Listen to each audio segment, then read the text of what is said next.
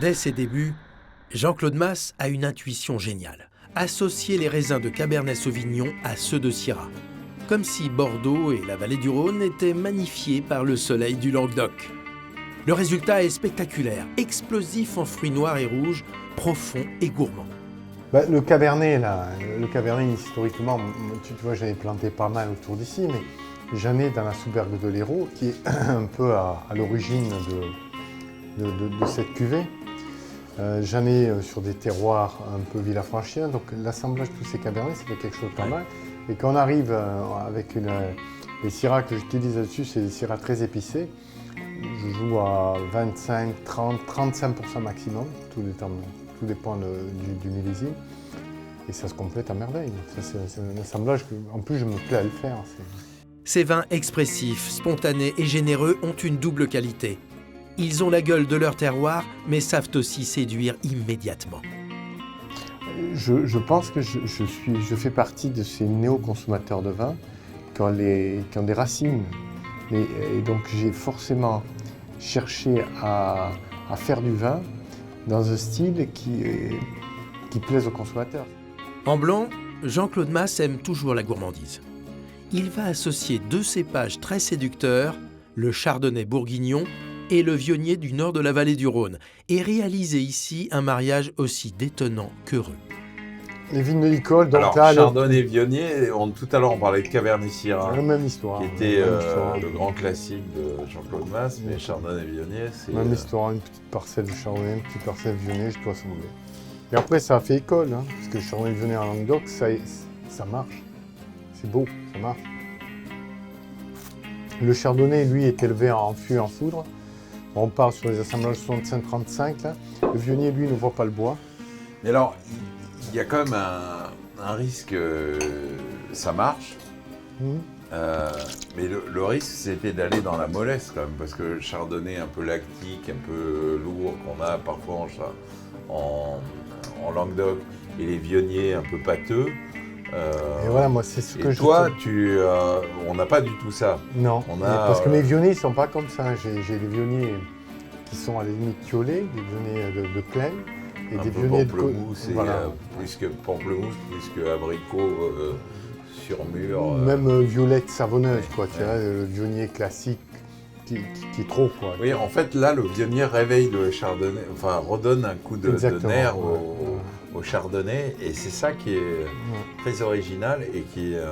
Il ne faut pas oublier qu'ici, Nicole, c'est un terroir de blanc, hein.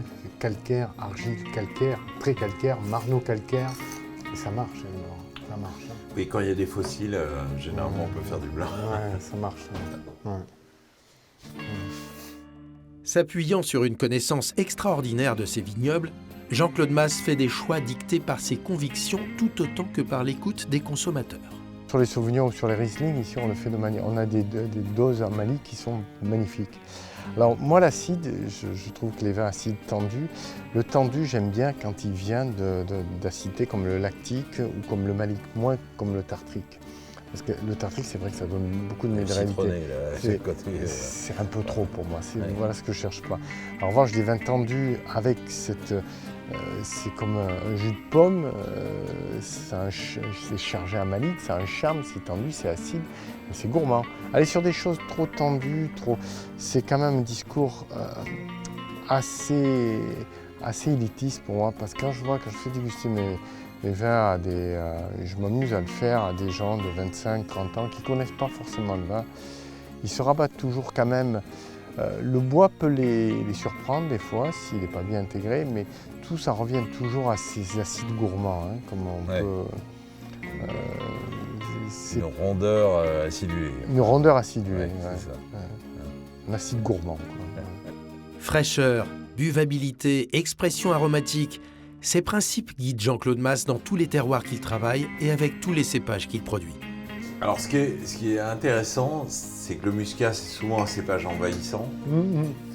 Là, il est présent aromatiquement, évidemment, on le reconnaît tout de suite, mais il n'alourdit pas l'encens et il y a beaucoup de droiture avec le macabeu et C'est puissant le Macadeux. Le Macadeux, pour moi, il prend le dessus sur le muscat tellement que c'est. Oui, c'est le fort. muscat donne une note aromatique, Voilà, et après mais n'intervient pas, Ouais. s'efface. Ouais. Et il n'y a pas du tout ce côté un peu sucraillon qu'on a souvent dans les cuvées de muscat. Oui, ces amertumes aussi. sucrées, en fait, Ouais. c'est ce que j'aime pas.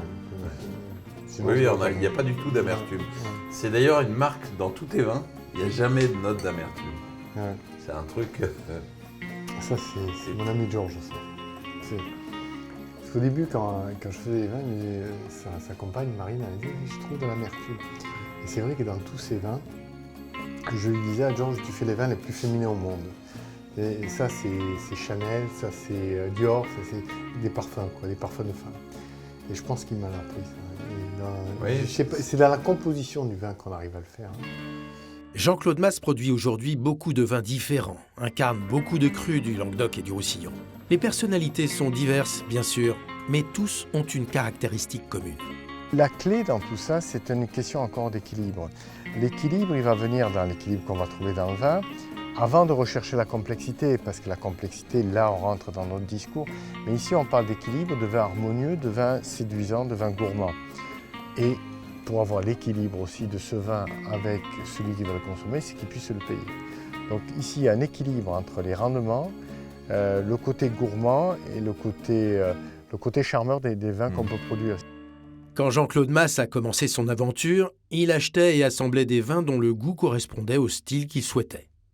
Mais en acquérant des vignobles, il a pu aller plus loin et affirmer encore plus les idées très originales qu'il avait sur la vigne et le vin.